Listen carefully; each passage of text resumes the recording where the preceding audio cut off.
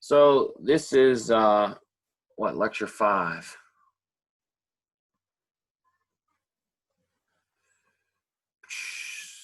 Six nine 2020. So let's sort of, before we talk about any of these examples and these homework problems, let's sort of recap where we're at. So last class,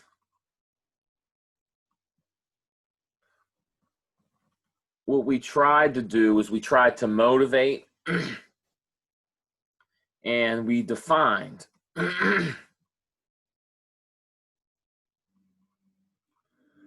what's called the limit of a function. And so what we did is we had a definition for what this sort of set of symbols, equation, what this means. So it's a pretty loaded definition. It's a complicated idea. If you think of it from its detailed definition, but much of what this scary looking group of symbols means is very intuitive. And one of the things that homework 2 is supposed to do is to help you sort of gauge that intuition.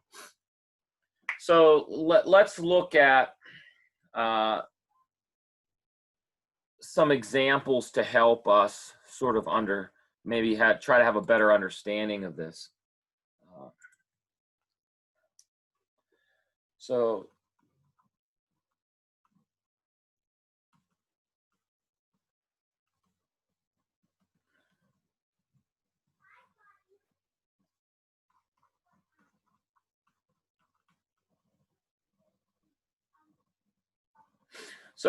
to get a feel for the intuition, what we'd like to do is we want to look at some sort of investigations. So think of this as sort of like an experiment. You know, some of you are chemistry majors, biology majors. Think of what we're going to do now as sort of like an experiment. So I want to do an experiment on a particular function. I want to learn some things about it. So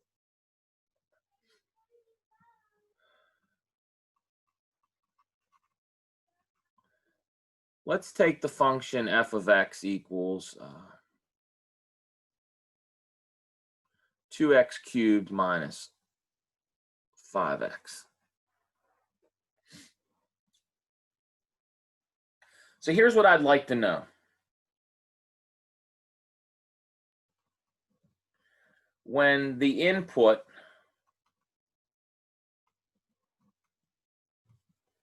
x is, say, near 3,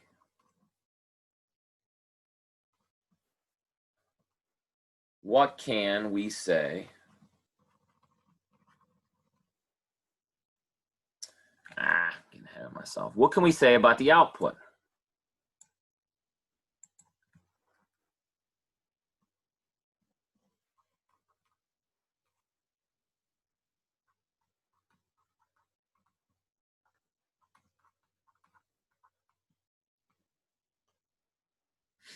So a question we might have is we might want to know, okay, when my input, whenever my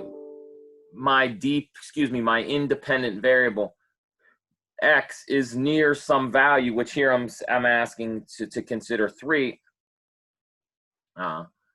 we'd like to know what can we say about the output f of x.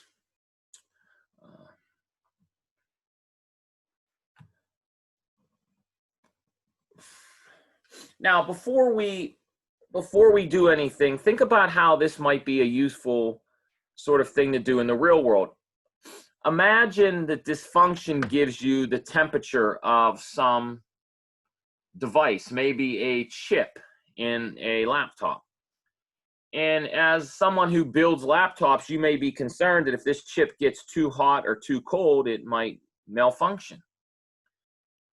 And so you might have some relationship that tells you the temperature of a chip, and you might want to say, okay, what happens to the integrity of this chip as the temperature gets close to another value, say 100 degrees or say 0 degrees?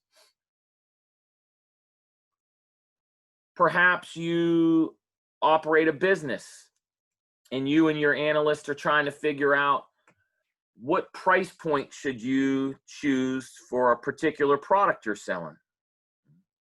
You might have a bunch of analysts that run models, and you might say to these analysts, what is my expected revenue if I sell the object for this amount of money?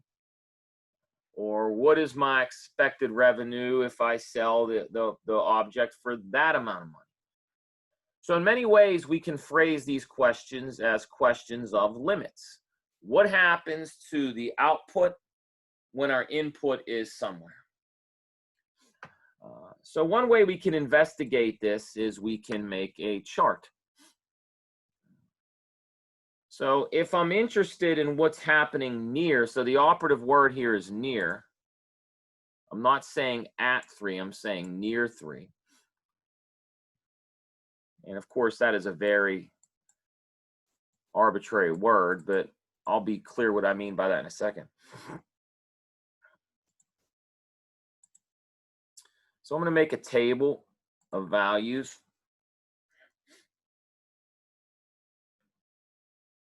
So here's my input, which is X.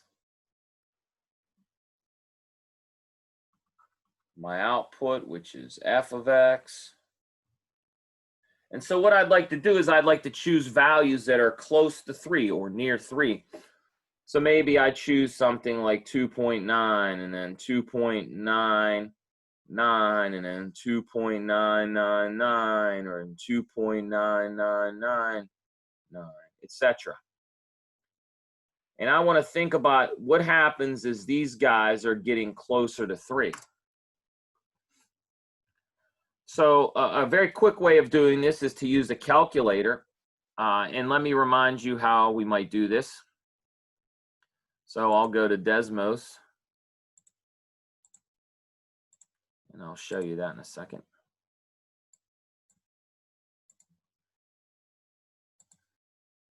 So let me share that. So what you should be seeing now is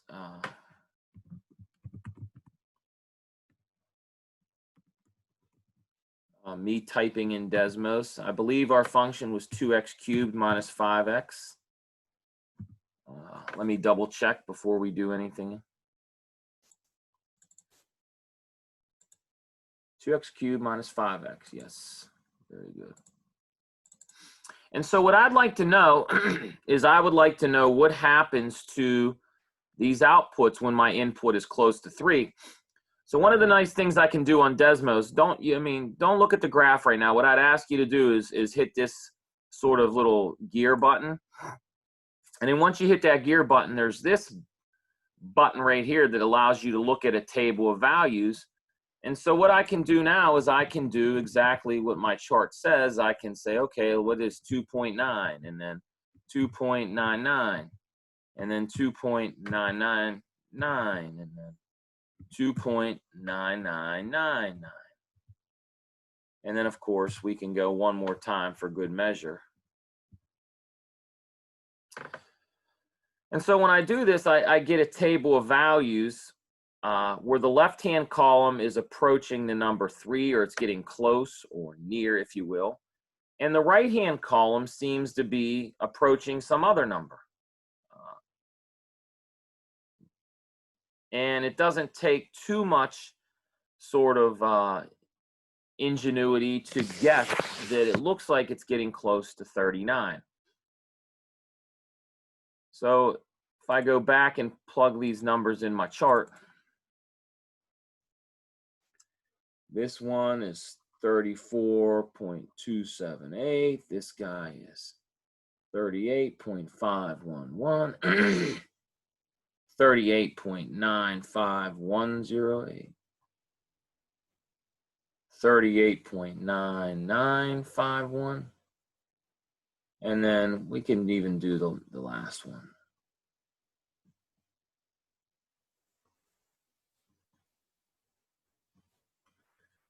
So what we look to see happening is it looks like this is getting closer to 39. So if we write that down in our new terminology, our new language, is the chart suggests the following. It suggests that the limit as x approaches 3 of this expression, 2x cubed minus 5x equals 39. So maybe we should ponder this for a minute or two.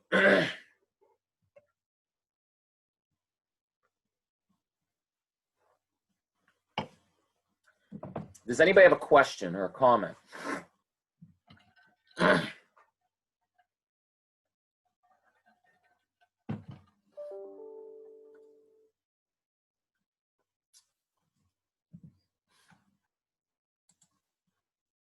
Comments, questions?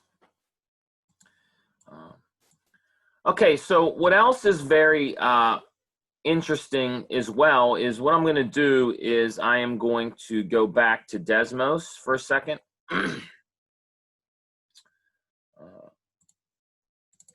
And what I'm going to do is I'm going to go up here to this little wrench, and I'm going to sort of change my scale and change my window, because what I'd like to know is what's happening at 3.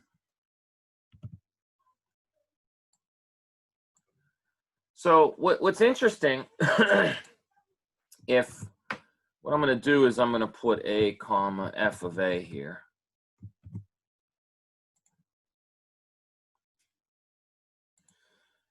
And what I want everybody to do is I want you to think about putting your finger on this blue curve.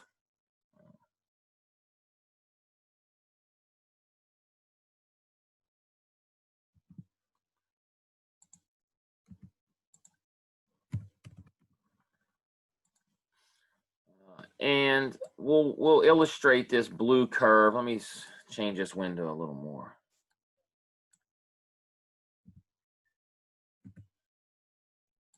So I changed the window a little bit so we can kind of see what's happening. And what happens as I move my finger to the value 3 is if you look at the y-coordinate, you'll notice that the y-coordinate happens to be close to 39.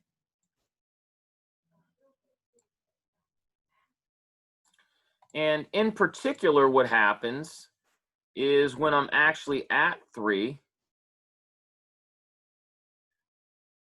I get the output of 39.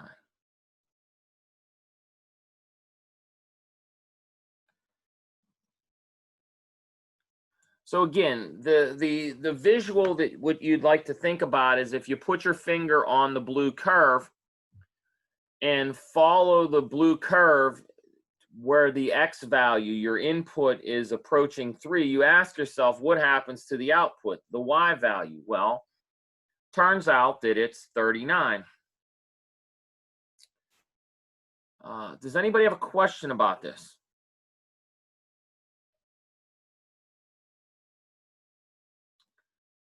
So one last thing I'll say about this picture is when your input is close to 3, your output is close to 39. That's the sort of the moral of this picture. That's what you want to take. And so since we think that's the case, at least that's what this sort of little experiment suggests, we get that this expression, 2x cubed minus 5x, gets close to 39 or approaches 39 when the input approaches 3.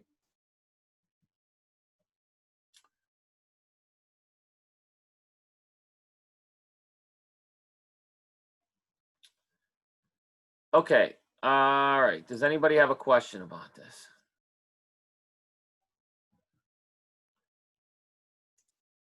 Somebody does. Good.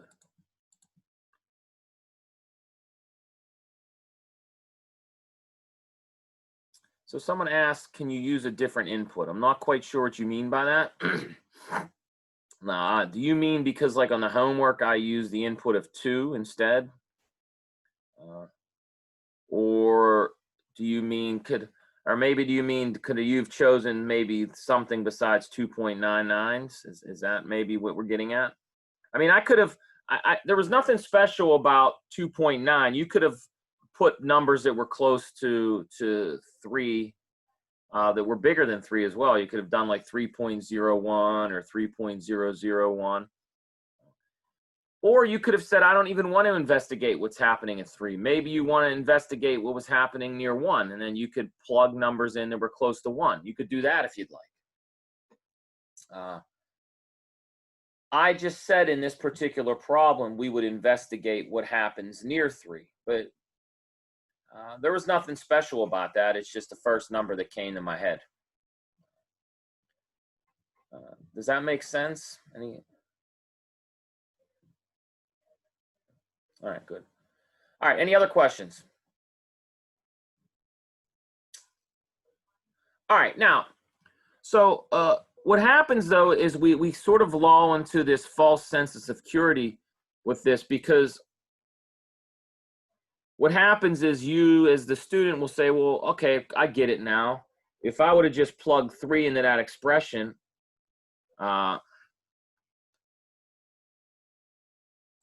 so here's an observation that you might have. Note that f of 3 is 2 times 3 cubed minus 5 times 3, which if you do the arithmetic is 54 minus 15, which is in fact 39. So what you ask yourself is this a coincidence?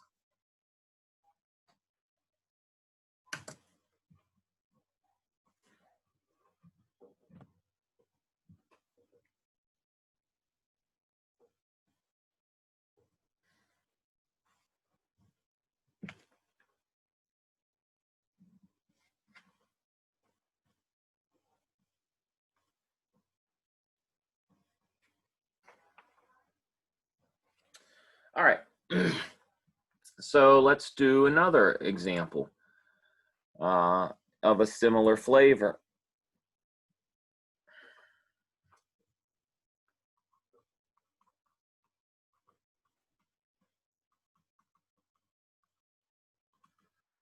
So let's investigate this function. How about f of x equals x squared minus 9? All right, let's not do 9. Let's do x squared minus 4 over x minus 2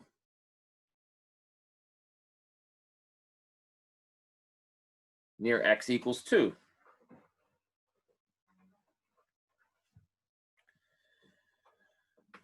So I'll make a table again.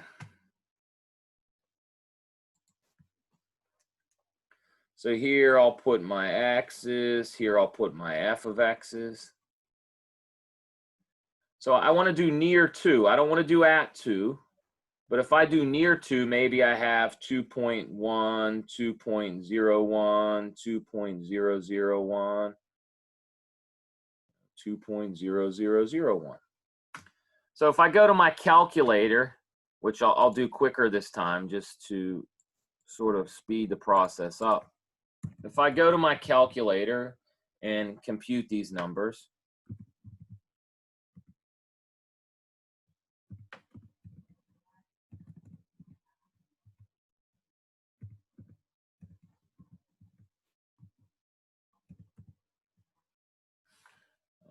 what you'll get is the following.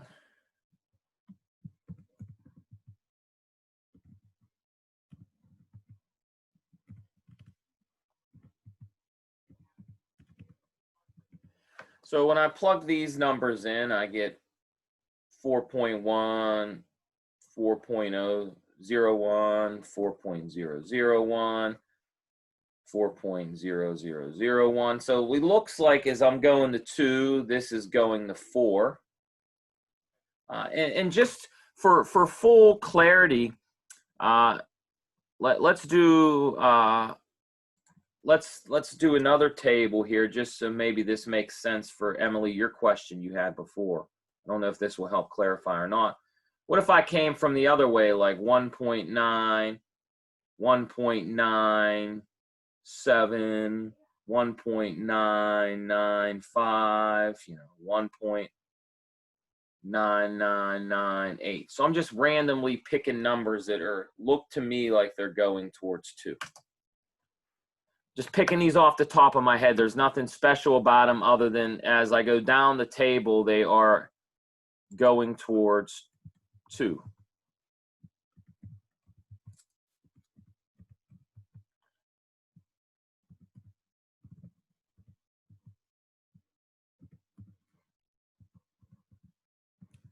And so if I use my calculator to compute these values, I get a very sort of similar scenario. This looks like this is going to 4.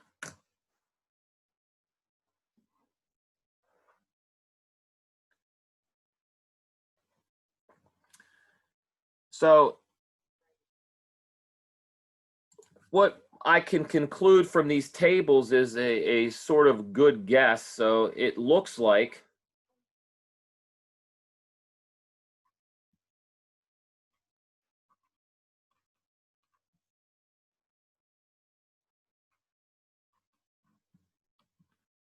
and what is very important to note here, which was not the case in the previous problem, is that f of 2 is actually undefined.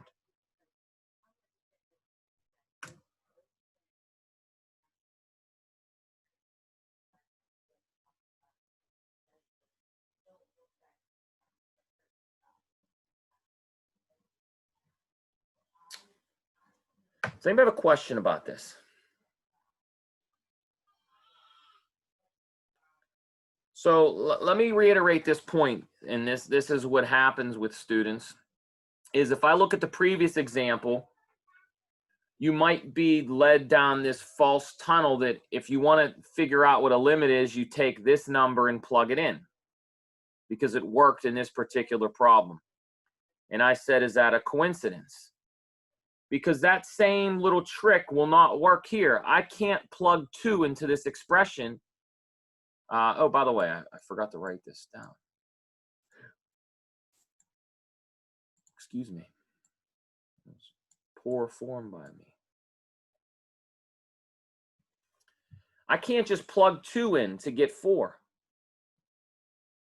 Even though if I compute values, it looks to be true. And if you went to the graph of Desmos and plotted it, it looks to be true.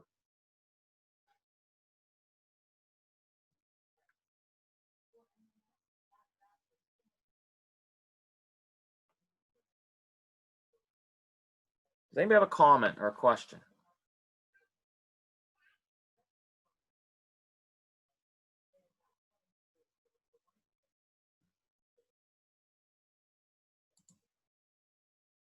All right.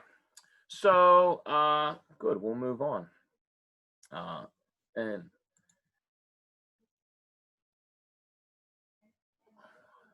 let's do another one that is very important as well.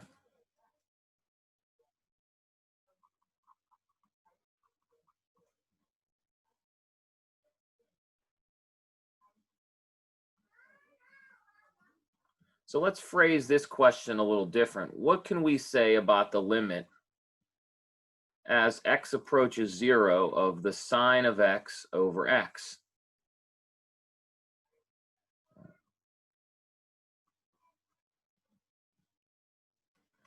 So one thing you need to know is that sine of x over x is not defined.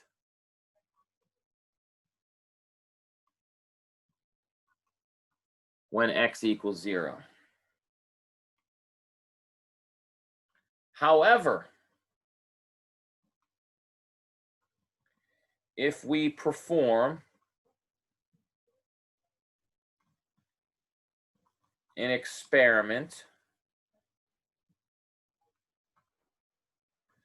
as we did above, or just look at the graph,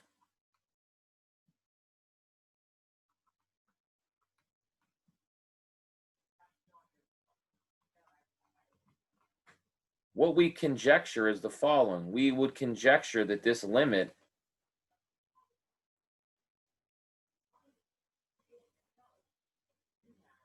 is indeed 0. Or excuse me, not 0. God almighty, I'm flunking today. It's not 0, it's 1. So what do I mean by that if we did an experiment? Well, let me show you what I mean by that. If I switch my picture to Desmos,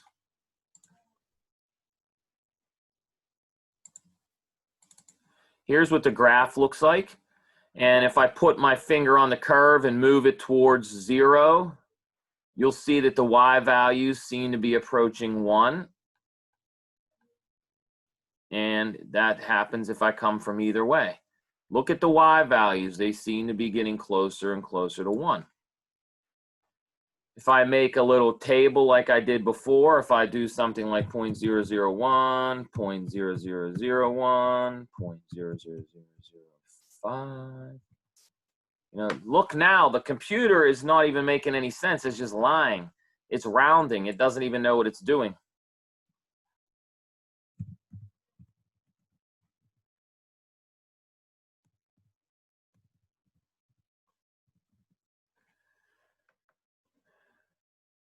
So here's an interesting thing where technology starts to fail you. What the computer's doing here is it's rounding. And this is an interesting thing that most us mere mortals don't really think about, is we think technology can't make mistakes. And what we're actually seeing right here are, in fact, mistakes. This number 1 here, and this number 1 here, and this number 1 here are not exact. They are rounding those numbers.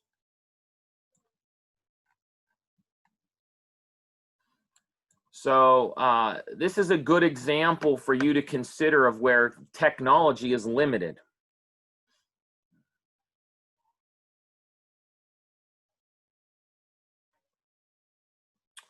So if we go back to the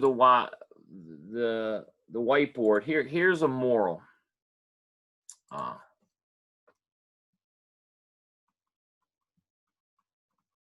So the last 2 examples suggest that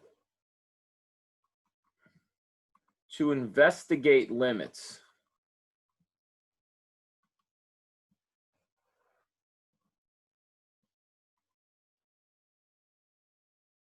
we need more sophisticated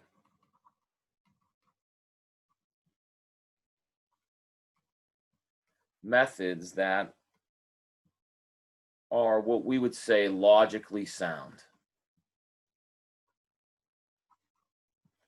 Because in the last 2 examples, we're basically just looking at pictures and making guesses from the picture. But then in this last example, how can we even trust the picture if when we plug values into the calculator, it's clearly spitting out things that are not correct?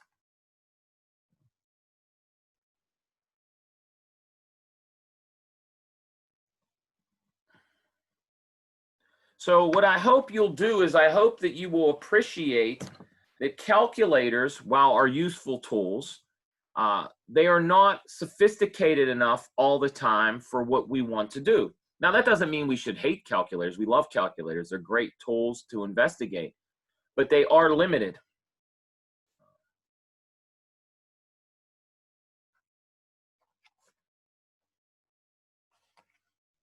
So the moral of this is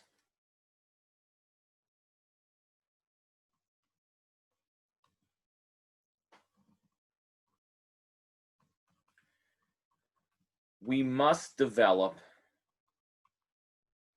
what we call analytic tools for computing limits. So this is the operative word I want you to think about. It's called analytic methods.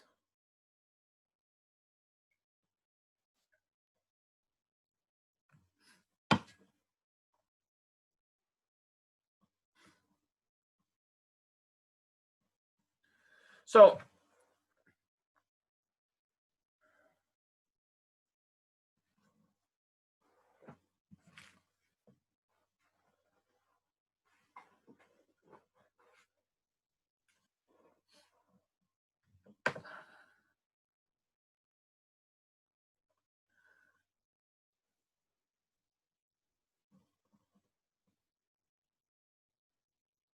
any questions, comments?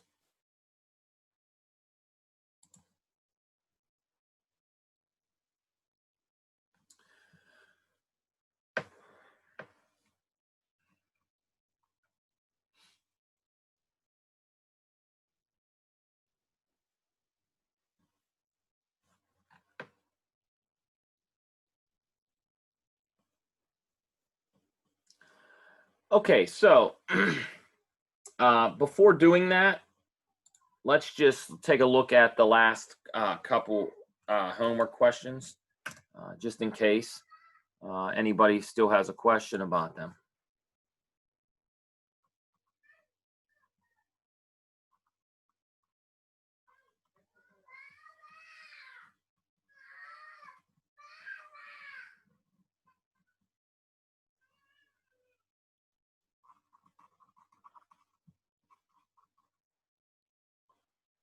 So if you look at problems, the examples we just did before should give you enough sort of help with doing problems 1 through 3, because that's how you do problems 1 through 3. But problems 4 and 5 are slightly different. So I am asking you to give me a curve that illustrates a particular property of limits. So if you carefully think about this, you'll realize that there's unlimited answers for both 4 and there's unlimited answers for 5. So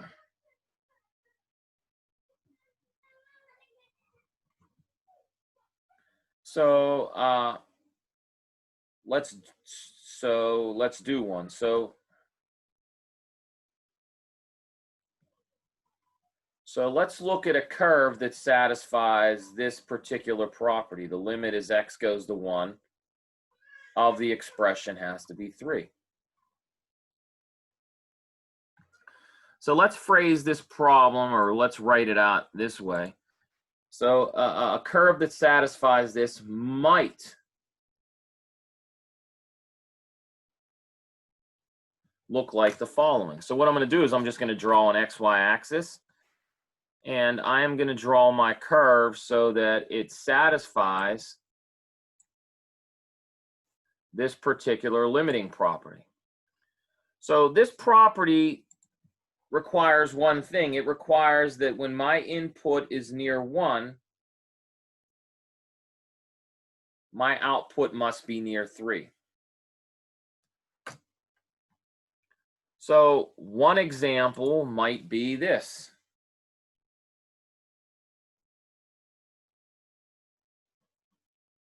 The operative word, or the operative piece of the matter is that when I put my finger on this curve, and from both sides, as I move the points on that curve towards the input being 1, that they are coming together at a height of 3. That's what this limit business means.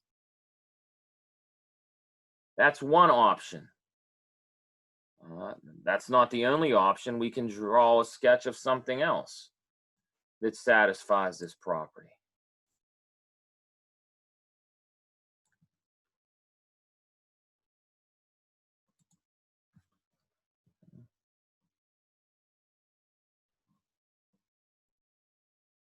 So you might have this, or you might have something like, I don't know, let's come up with something else.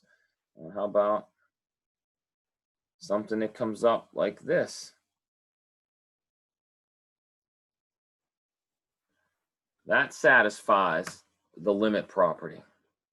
And you can go on and on and on. There's numerous examples you can come with. The only thing that matters in making this true is that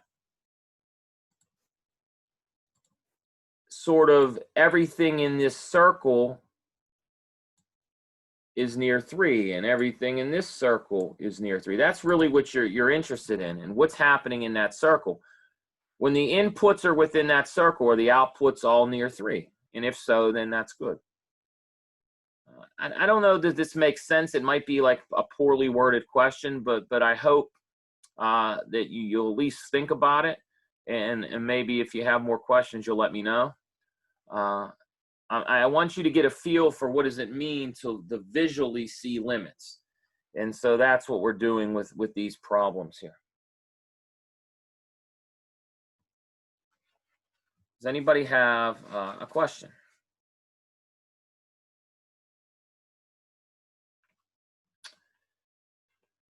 Any other comments about the homework? Oh yeah, someone said something about number 6 too. So 6 is an interesting problem. It's really testing sort of your understanding of inequalities and what does it mean. It's not an easy problem until you've seen how we do it, and then you're like, oh, that's not so bad. So all we're going to do is we're going to reason with some inequalities here. So note, x squared is less than 0.001. The only way x squared is less than that is if x is less than 0.001 square root, or it's greater than negative the square root of 0.001. That's the only way that that's true. Those are two ways to write the same thing.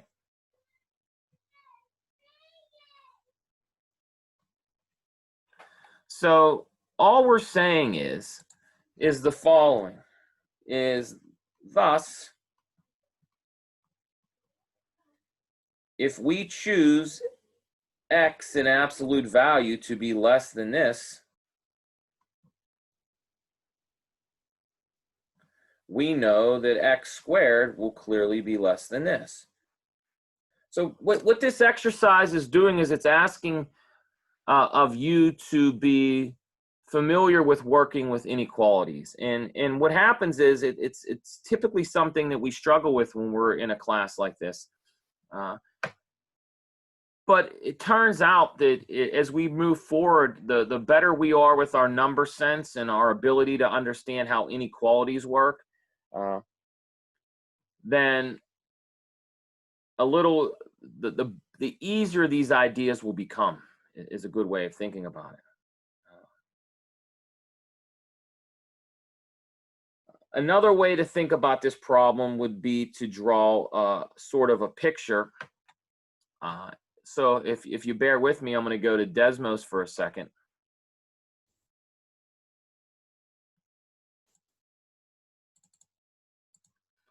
So let's look at the graph of x squared. So here's x squared, and what I asked you to do is tell me when it's less than something. Let's say it was less than y equals 0.001. That's what I wanted you to show. I wanted you to find out when was it less than 0.001. So if I go back to my graph and I zoom in on here, zoom, zoom, zoom, and let me change my window a little bit.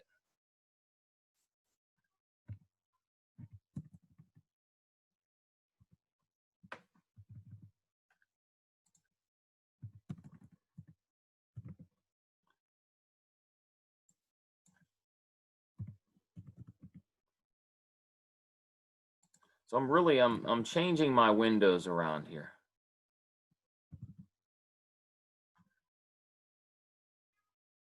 So there's that red line, and I want to know when is the curve under the red line. That's what, so the algebraic inequality x squared less than 0.001 is the same as that red line being above the blue curve. So if I sort of take this out a bit,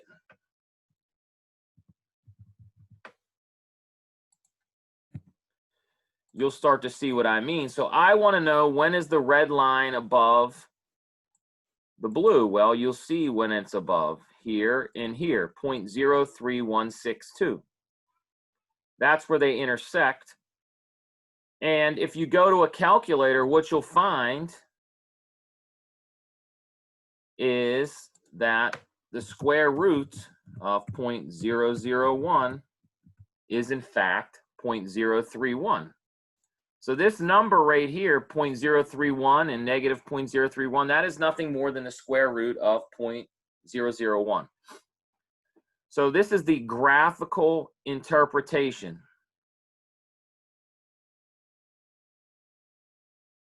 of this algebraic argument. So this is not an easy concept for us as beginners. It takes some time for us to sort of make some sense with it, but I think it's a good exercise for you to study if you want to truly understand this stuff. It's just my opinion. Think about it. See if you can put the puzzle together.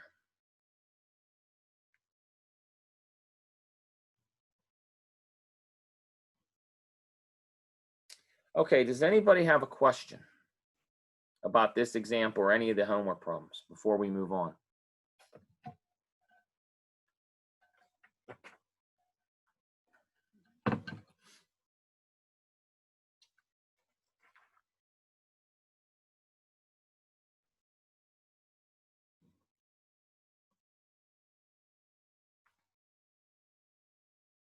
Okay, since there's no questions, let's move on.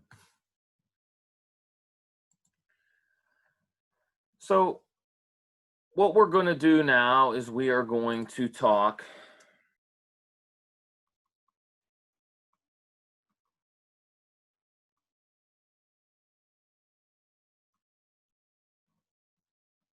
about limit laws. So what these limit laws do, these laws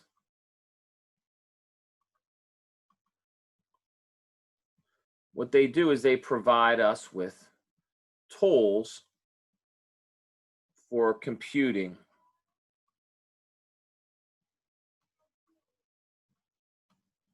limits. That's what their job is. So what we'd like is we'd like to have a toolbox so that we can procedurally or systematically compute limits using certain tools. So one of the things that happens in mathematics, as some of you are aware of, and I hope you all be aware of by the end of the semester, is that we start with a whole set of axioms or definitions, things we all agree that are going to be true. So for example, in geometry class you guys may have had years ago, you would have studied Euclidean geometry probably in middle school or high school, and you did things like side angle side and similar triangles. And hopefully you had a good instructor who made the picture very clear to you in the sense that all that stuff you learned in geometry was based off of assuming 10 things. You assumed 5 axioms and 5 postulates. And from that, all those results, all those quote unquote theorems or those propositions, those were all things that were logically deduced from your axioms and your definitions. And calculus works very much the same way. We all agree that there's these things called the real numbers. We assume they exist. And what we say is, if we agree that the real numbers exist and arithmetic exists in the way we know it to exist intuitively, and then all we have to do is make some definitions, like we define what a function is and we define what a limit is. And once we make those definitions, what we can do is we can logically deduce properties about them. And these properties are called the limit laws. So what we're going to do is we're going to state this thing called the limit laws. But what we'd like you to understand is that these limit laws could be logically deduced from the definition of the limit. And therefore, we know that we're legally allowed to use them provided the hypotheses are met. And we will use them over and over again the remainder of this semester. Okay, then. So let's do that. So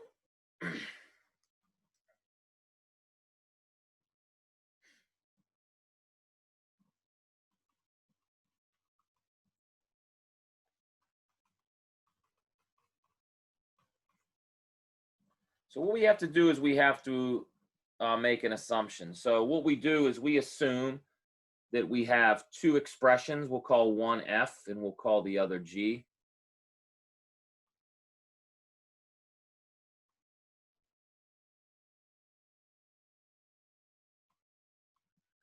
So one of the things we haven't touched on quite yet, and we will soon enough when it comes, is that it is possible for a limit not to exist.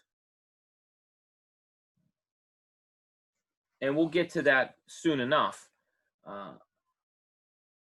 But for right now, just think of me writing assume they exist as that they exist, because we haven't provided you clearly with an example yet where they don't, and we'll do that soon enough. So we also assume C is any number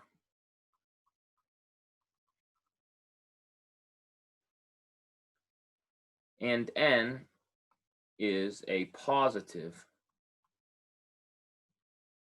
integer.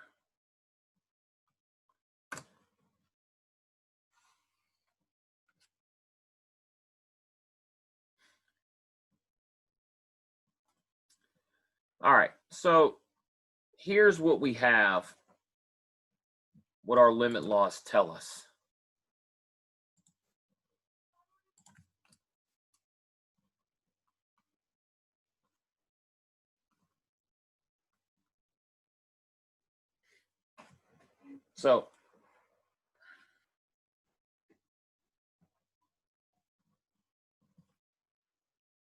So the very first thing we have to understand is that the limit of any constant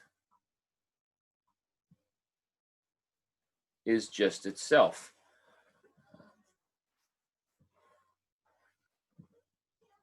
Now, this should not surprise you if you think about a constant under the context that it is a horizontal line, because a horizontal line's output never changes. If I tell you I have the line y equals 7, then that is a horizontal line of height 7.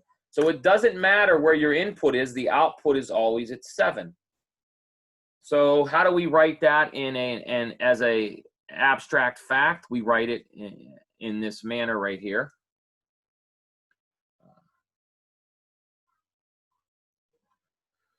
Okay, so if you draw a horizontal line, it's not hard for you to see how the limit works. That's what part 1 is. What's part 2? Well, part 2 says, okay, let's take a line that's not horizontal. Maybe it has a slope of m. And maybe it goes through the origin. And so what is a line of slope 1 that goes through the origin? That is just this guy, the line y equals x. And what's interesting about this is its limit is always the input. So if you're, these sort of letters throwing around everywhere, these symbols might seem confusing, but if you just draw the graph y equals x, it shouldn't be too hard to convince yourself of this fact.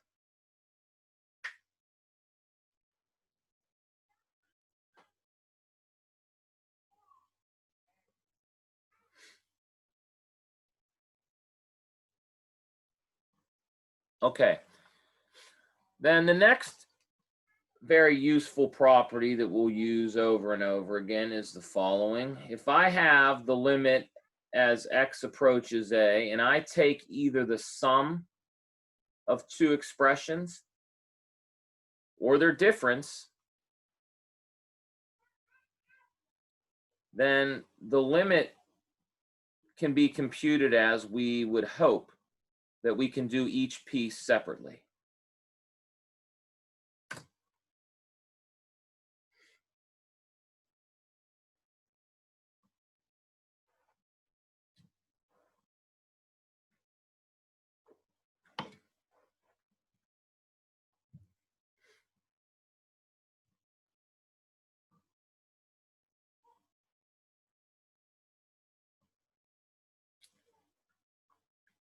So again, what this third piece tells us is that it says if we're trying to take the limit of two or more terms, we can consider each term separately.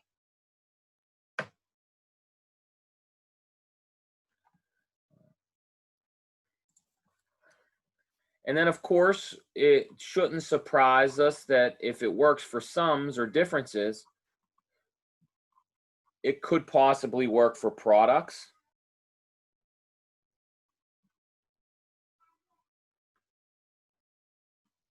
And indeed it does.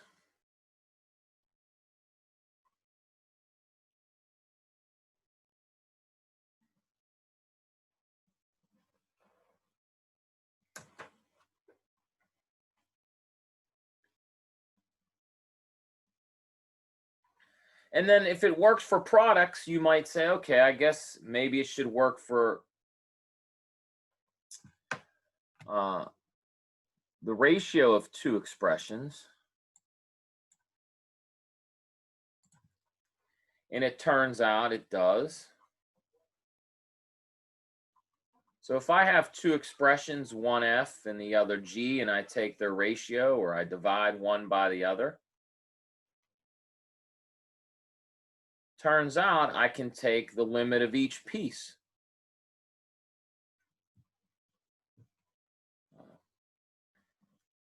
Of course, provided the denominator is not 0.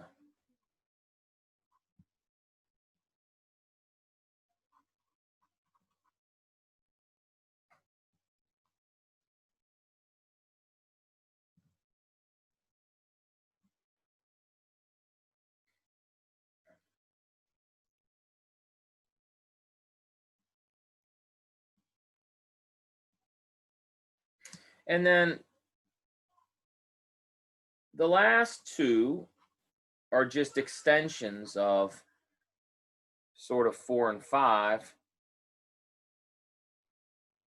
If I have the multiple products, if I have the power 3 or 4, so if I'm taking this to the power n, then I can actually take the limit inside.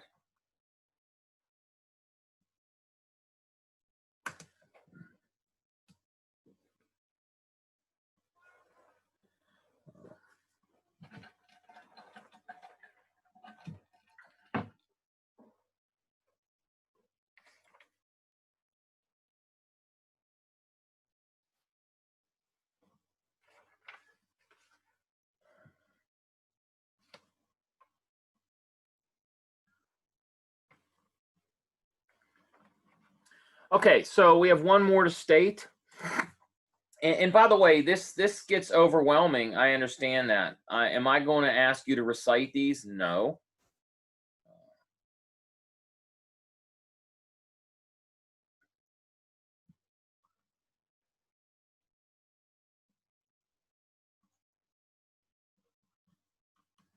But what you should do is you should know how to use them, and you should understand.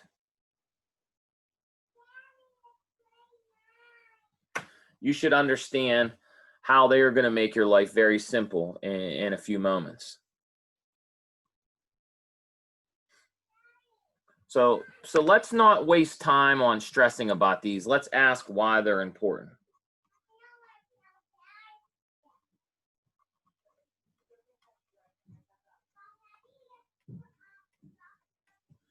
So why are they useful? Now we could sit here and do exercises about getting you to memorize them, but let's think why they're useful. They're useful for lots of reasons, but perhaps one of the most important. Hold on a second.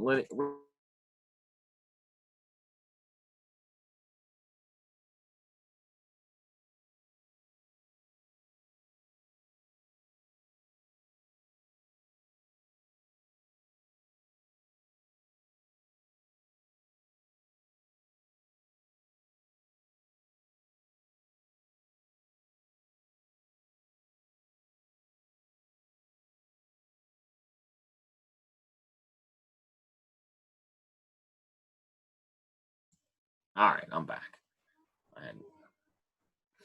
All right, so why are all these rules, which seem overwhelming, useful?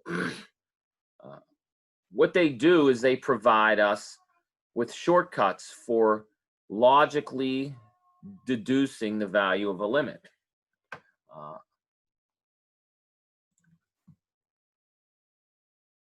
So let's look at an example or two.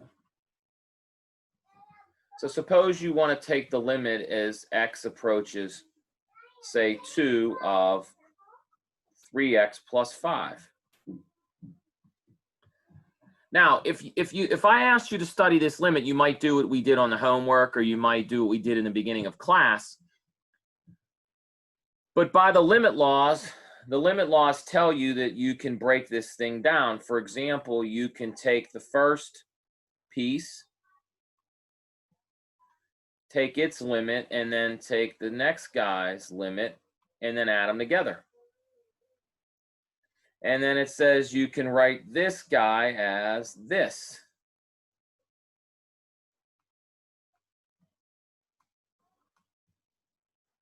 Which would be 3 times 2 plus 5, which is 11. Now, I went quick there for a second, but we're going to think about this, and if you have a question, please ask. Because what hopefully is going to become obvious for many of you is that what we did was redundant. A lot of what we did was redundant. Does anybody have a question about this? How I reasoned anything?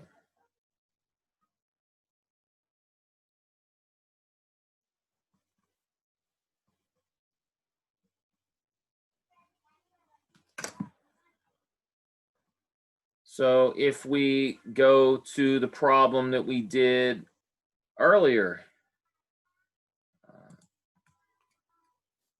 the problem we were interested in earlier was this limit. The limit as x approaches 3 of 2x cubed minus 5x.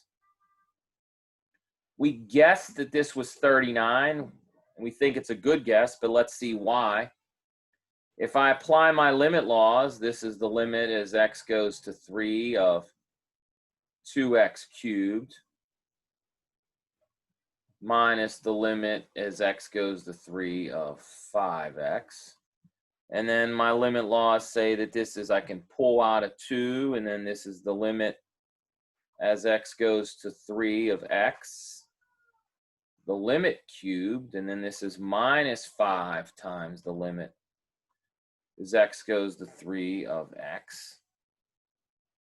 And this becomes 2 times 3 cubed minus 5 times 3, which of course, if we do the arithmetic as we did earlier, is 39.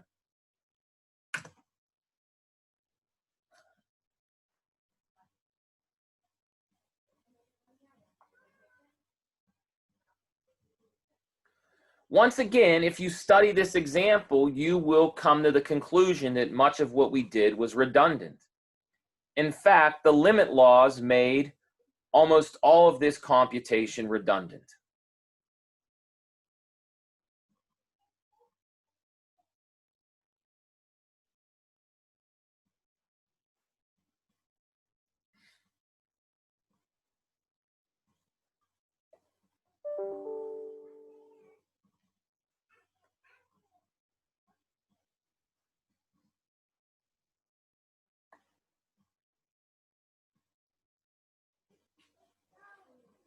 So let's make that observation, because that itself is an important theorem. So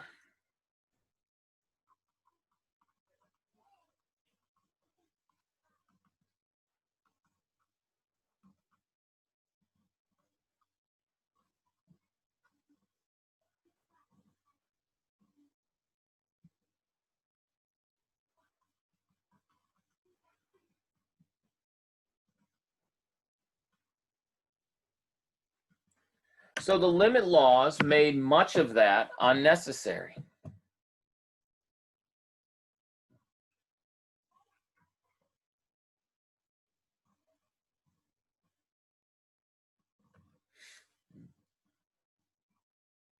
Guess I should spell unnecessary properly.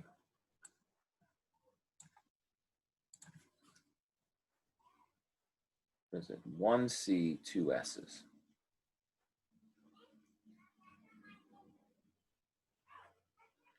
So if you study those examples, what you'll actually see is the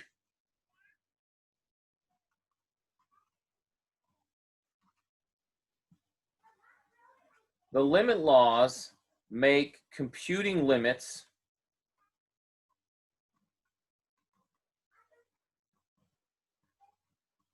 of polynomials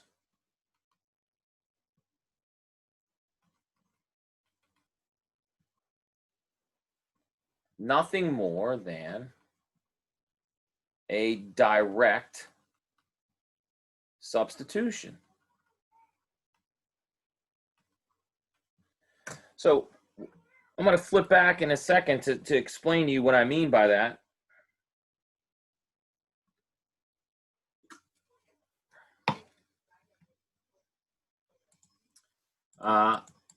If you look at this example, notice that this line down here that I have a red check mark by is nothing more than me plugging 3 into the expression.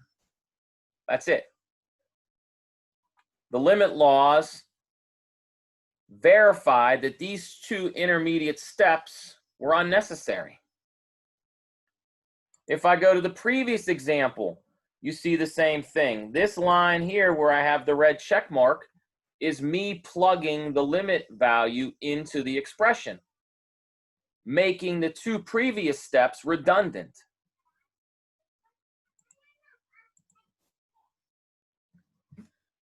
So this is very important, so we call it a theorem.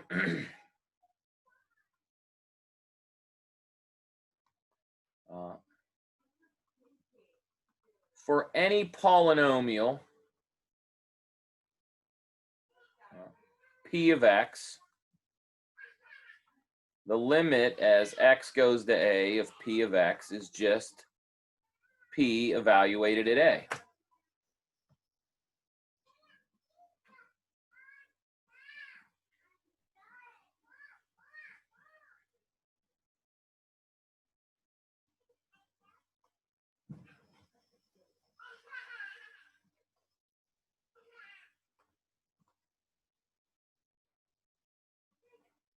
Does anybody have a question? So that's good news. Good news is limits of polynomials are easy. Bad news is, turns out some of the most important limits in calculus are not necessarily of polynomials, but of rational functions.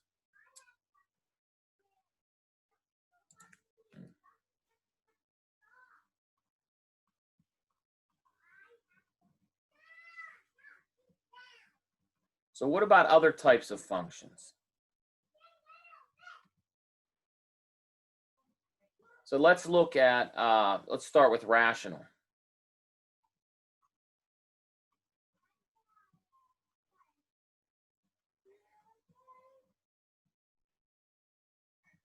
It can be straightforward.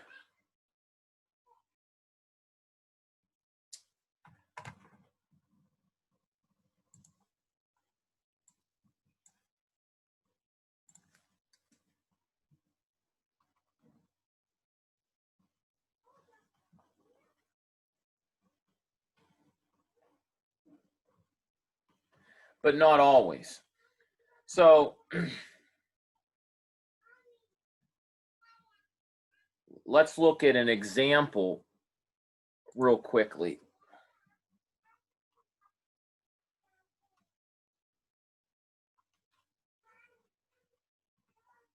So by the limit laws,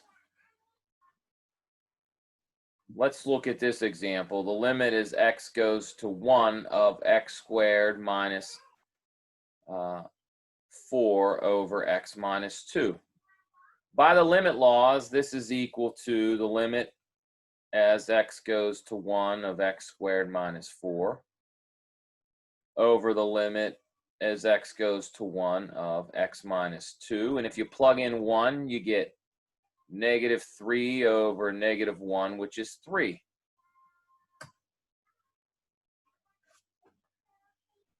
So that limit was easy to compute using the limit laws.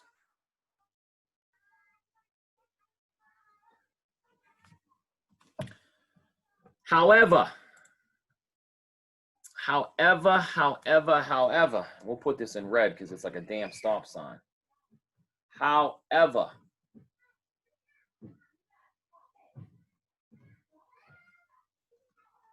the same reasoning fails here. So suppose I had a very similar limit. Suppose now I had the same function, but I wanted to ask what's happening at 2. Well, if I try the same thing here, I get bad news. As a direct substitution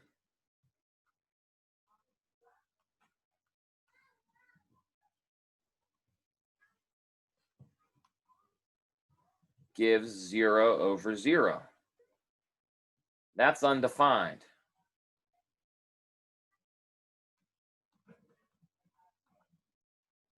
So another way of saying it's undefined is to say it's meaningless. It has no meaning. You figure out how to define 0 over 0, and I'll give you a cookie.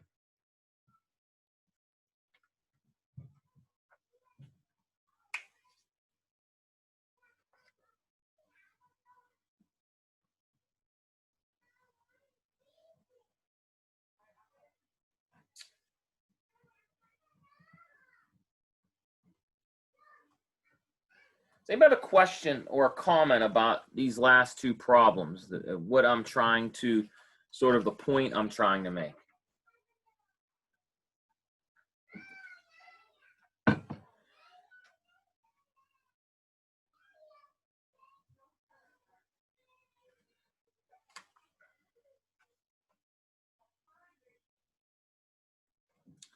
Going once, going twice.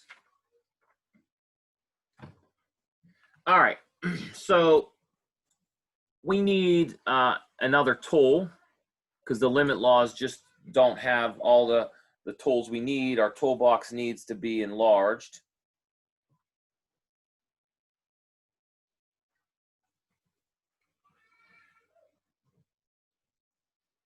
So here's our next theorem. Our next theorem says, suppose I have two expressions. So let's suppose that f of x equals g of x for each x not equal to some letter a, or some value a, I should say. Then the limit as x approaches a of f of x should equal the limit as x approaches a of g of x. This is not hard for you to see, draw graphs, convince yourself.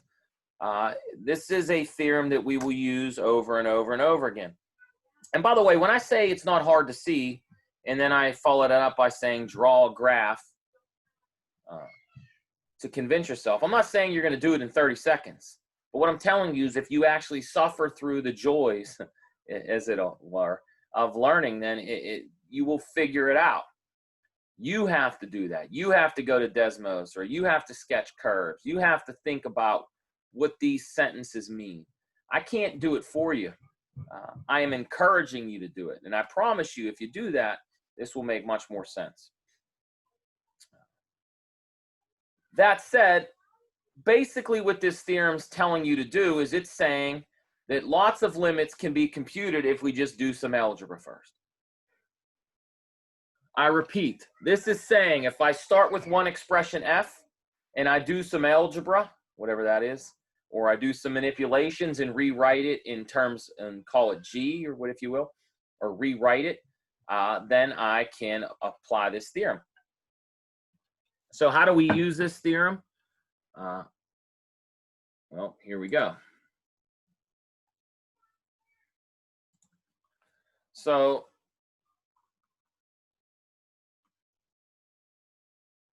we'll start with the very basic one that we just did. How do we compute the limit as x goes to 2 of x squared minus 4 over x minus 2?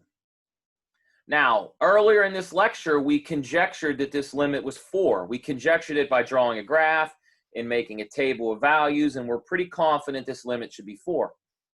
What we're going to do right now is we're going to logically show you that beyond a shadow of a doubt, that this limit is 4 today, it was 4 1,000 years ago, and it'll be 4 10,000 years from now. So the trick is to note that by the theorem, we can write this limit like this. I can factor the numerator. And then when I factor the numerator, I know that I can cancel common factors.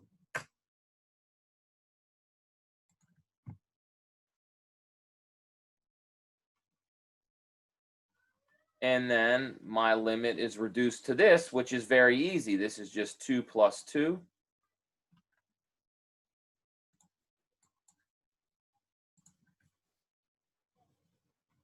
Which of course adds up to 4, as we expected.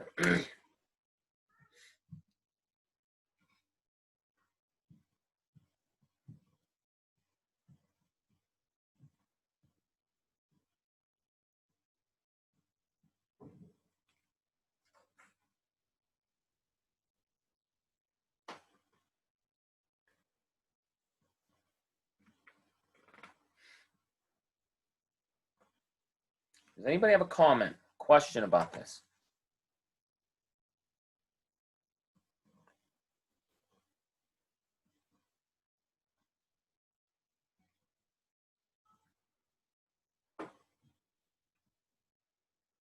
Let's do another one. Suppose I want to take the limit as, let's say h goes to 1 of 1 over h minus 1 divided by h minus 1. The thing you need to notice right away is that I cannot plug h equals 1 into this expression. Just like in the above example, I couldn't plug 2 in. So what I have to do is I have to do some sort of algebraic manipulation. So what I'm going to do is I'm going to do an old trick you learned back in 5th grade. I am going to multiply the numerator and the denominator by h. That's really not illegal because h divided by h is just the number 1, so it's not changing the value. You did this trick back when you were finding common denominators in arithmetic. And so when I distribute this, when I do the multiplying, the numerator becomes 1 minus h. The denominator I'm going to leave the same. I'm going to leave it as h minus 1 times h.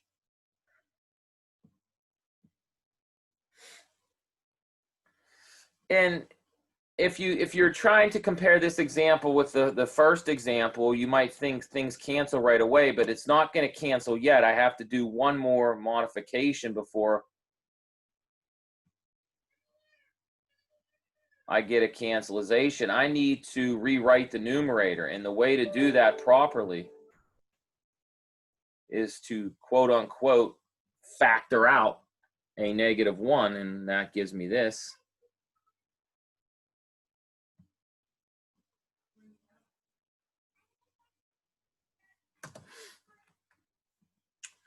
So as you can tell, I'm not done with this problem yet, but what you're going to notice is that this problem's a little more sophisticated, the reasoning, than in the previous one. So if I cancel this common factor,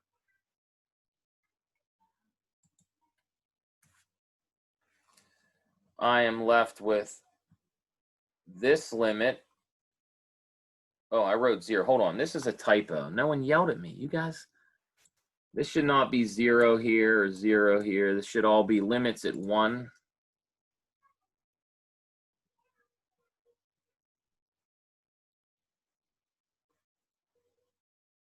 And so what we end up getting is that this limit is -1. -1 divided by 1 is -1.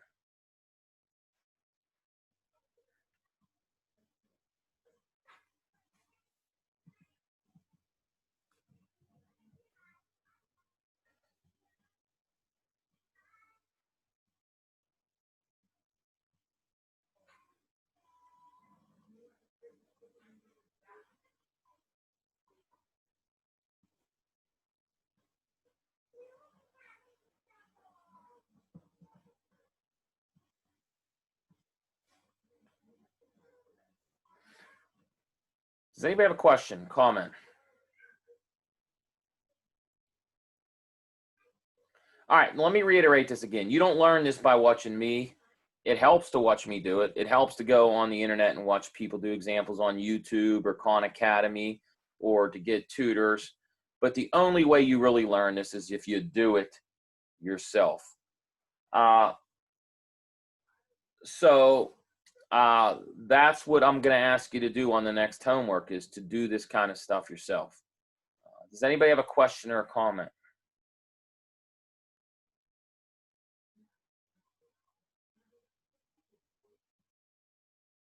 All right, so here's what I think we should do. I think we should stop here. I will post the next assignment. I would encourage you to work on it, ask me questions, email me questions. Don't forget, if you want to email me a particular question, I can write up a little solution, make a little video for it, and send it to you. So it's not like we can't do this, or we can have virtual office hours, or whatever we can do to help you learn this stuff. What I'm going to do probably tomorrow is I'm going to post a couple more videos of some more examples of this, just so you have them, and some other stuff that's useful for limits. As I said to you before, I don't think it's in the best interest of us to sit here for 3 hours, because what I'd rather you guys do is get started on this if you can. And I'd also, I think, we don't want to force feed too many things at one time. So hopefully you guys will get started on this next assignment, and then we can go from there. Does anybody have a question or a comment?